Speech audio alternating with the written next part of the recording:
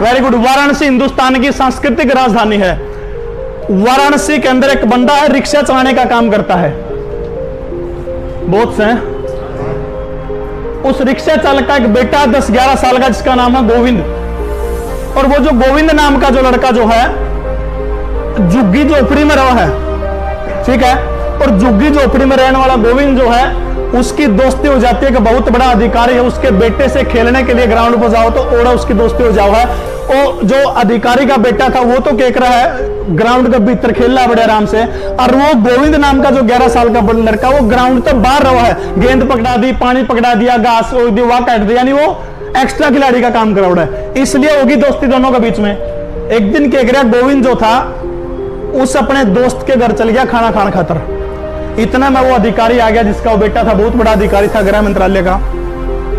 आके देखा कि भाई मेरा जो बेटा है एक गरीब झोपड़ी में रहने वाला बंदा, और जिसका बाप एक रिक्शा चला हुआ, उसका गला रहा है। उसने क्या किया, गोविंद का उड़ता कॉलर पकड़ा और ऊपर तक सीढ़ियों से लुढ़काते हुए नीचे ले आया।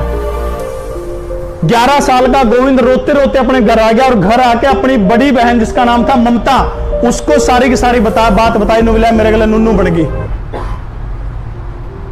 अब उसकी बहन से गोविंद कहे कि क्या मैं उस अंकल के घर खेलने के लिए कभी नहीं जाऊं?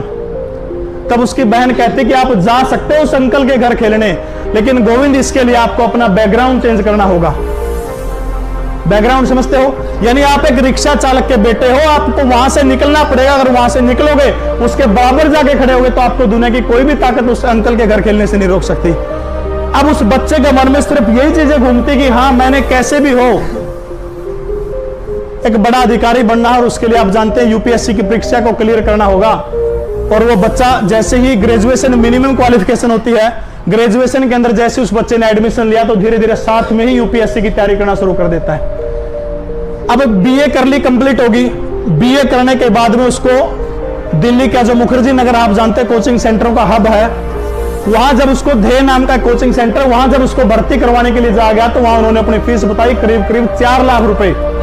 और 4 लाख रुपए गरीब रिक्शा चालक बंदा, आज से कम 7 से 8 साल पुरानी बात है, 4 लाख रुपए बड़ी मुश्किल से जुगाड़ करके उस बंदा ने वो सारे के सारे पैसे उन्हें दे दिए।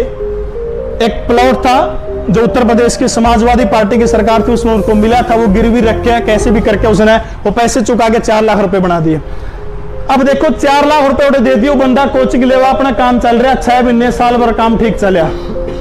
अब उसके बाद देखो क्या गोविंद जो लड़का, उसके फादर की एक टांग में कोई दिक्कत होगी, और दिक्कत के कारण डॉक्टरों ने बोला कि ऑपरेशन करना पड़ेगा।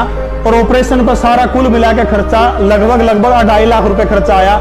सरकार से कुछ वापस भी मिल गया, लेकिन सबसे बड़ी बात क्या हुई कि उसके फादर की टांग काटनी पड़ गई। 3 रिक्शे थे उसके पास में, 2 रिक्शे किराए पर दिया करता है, खुद चलाया करता। अब टांग कट रही है, बंदा टांग कटोड़ा तो एक टांग से कट रही, तो रिक्शा कौन चला सकता है बंदा? अब देखो वित्तीय स्थिति जो थी बिल्कुल डाउन होगी। गोविंद जायसवाल खातर हो रहा जो खर्चा पहुंचा करता मुखर्जी नगर में, वो खर्चा पहुंचना बंद हो गया। अब वो लड़का क्या करे, जिसका घर में रहा करता कमरा पे, उस आंटी ने कहा कि आंटी आपके जो बालक हैं, छोटे बच्चे हैं, ये ट्यूशन पढ़ने खातर, इन पढ़ाने खातिर ना कोई बंदा आने लग रहा है, एक काम करो उसकी टाल कर दो, उसकी जगह मैं इन्हें ट्यूशन पढ़ा दूंगा। अब वो उन बालक ट्यूशन पढ़ाने लग जाए, लेकिन फिर लाइब्रेरी की फीस है, कोचिंग सेंटर की फीस है, खुद का उसका किराया है, खाना पीने का खर्चा तो फिर भी रह गया। बोले आंटी आप एक काम करो, पूरा जो खर्चा आपका जो बर्तन मांजने वाली आओ है, कपड़े धोने वाली आओ है, उसने हटा दो, ये काम भी मैं करूंगा। अब गोविंद देखो बर्तन मांजने का काम करा है, कपड़े धोने का काम करा है, उसके बावजूद गोविंद अपनी जीवनी के अंदर लिखते हैं कि वो आंटी मेरे को खाना भी नहीं देती। और गोविंद अगली बात बताते कि दिल्ली में उसमें 30 रुपए का एक टिफिन मिलता था, मैं 30 रुपए का टिफिन लेता, 30 रुपए के टिफिन के अंदर 6 रोटी आया करती थी, और 6 रोटियों में से 3 रोटी तो कहता मैं सुबह खाता, और वो बचे हुए 3 रोटी में शाम को खा करके अपना गुजारा करता था। 4 रुपए का दिल्ली में उसमें चाय का कप मिलता था, कहता पूरे दिन केवल एनर्जी लेने के लिए केवल मैं एक 4 रुपए के चाय के कप में पूरा दिन गुजारा करता था, और उसके बावजूद भी मैं लाइब्रेरी के अंदर जाता था, रात के घंटों लगभग 16 से 17 घंटे पढ़ने का काम करता था, सिर्फ 3-4 घंटे सोता था। अब जिसमें 2014 का जब 13 या 14 की बात है, जिसमें जब यूपीएससी का रिजल्ट आया तो उत्तर प्रदेश के अंदर जब टॉप की लिस्ट देखी गई, तो सबसे पहला नाम उसी रिक्शा चालक के बेटे गोविंद जायसवाल का पहला नंबर था। पहला नंबर था उस बंदे का। अब जरा सोच के देखिए, उधर से गोविंद जायसवाल की मां जो थी वो दूसरों के घर बर्तन मांजने का काम करने लगी थी। उसकी एक बहन है छोटी, वो भी बर्तन मांजती, विवाह शादियों में काम करती है। अब जरा सोच के देखिए, अपने ऊपर लागू करके देखिए, क्या आप में से किसी की मां बहन दूसरों के घर बर्तन मांजने जाती है? नहीं जाती किसी की। आप सारे के सारे संपन्न हैं। क्या आप दिन में केवल सुबह 3 रोटी, शाम को 3 रोटी खाकर गुजारा करते हैं अभाव में? नहीं करते आप। क्या ऐसी कंडीशन है कि केवल आपको 1 कप चाय का पीने को मिलता है सारे दिन में? अगर कंडीशन नहीं है तो इसके बावजूद आप लोग क्यों नहीं पढ़ते?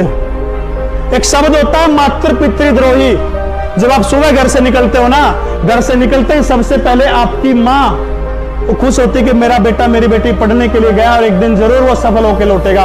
उस मां के कम से कम सपने पूरे करने के लिए आप पढ़े, और यकीनन दुनिया की कोई ताकत आपको आगे बढ़ने से नहीं रोक सकती। दिल के अंदर हौसला जगाएंगे, हौसला जगा करके जब आप रूटीन के अंदर पढ़ना शुरू करेंगे, दिल लगाकर पढ़ना शुरू करेंगे, तो दुनिया की कोई ताकत नहीं जो आपको जॉब से रोक दे। सबसे बड़ी समस्या है, एक आधे का बोधता की समस्या होगी, मैंने शायद पहले भी जिक्र किया है, याद को नहीं होता है। बहुत सारे बालक जिनका याद को नहीं होता। सबसे बेस्ट ट्रिक है, अगर आपने कोई भी एग्जाम क्लियर करना है तो लिखना अपने शुरू करना पड़ेगा। लिखना, बिना लिखाई आप एग्जाम क्लियर, जो एक्स्ट्रा ऑर्डिनरी है उनकी तो बात मैं करता नहीं, लेकिन जब तक खुद के आपके सेल्फ नोट्स नहीं बन जाओगे, और नोट्स भी इसे होना चाहिए, आपने लिख लिया आपके नोट्स है और लिख के कोई दूसरा बंदा नुको नहीं तेरे नोट्स दिए मैंने कॉपी करवाने हैं। जिस दिन आपकी कॉपी कोई बंदा फोटो सेट करवा के पढ़ने लगा, इसका मतलब आप सफलता की सीढ़ी के ऊपर है। आप में से कोई बच्चा जिसके नोट्स कोई कॉपी करवा के पढ़ता है? वेरी गुड, बहुत बढ़िया, 2, वेरी गुड, शाबाश। अगर जिसके नोट्स कोई बंदा, जिनके देखो जिन्ना हाथ खड़े कराया, आपने भी अहम में नहीं आना बेटा। कभी नहीं सोचो हमारे तो नोट्स बिकन लगे भी आप नुए लगे, उस चीज के ऊपर ना जाइए।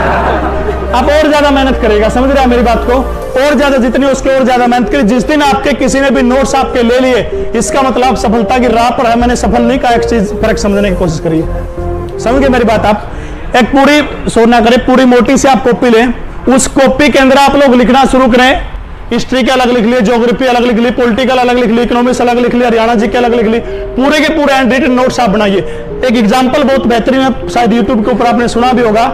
जब प्रथम विश्व युद्ध हुआ था ना 1914 से 1918 के बीच में, तो प्रथम विश्व युद्ध में क्या हुआ, एक सैनिक था और उस सैनिक का क्या हो गया, गोली लगी।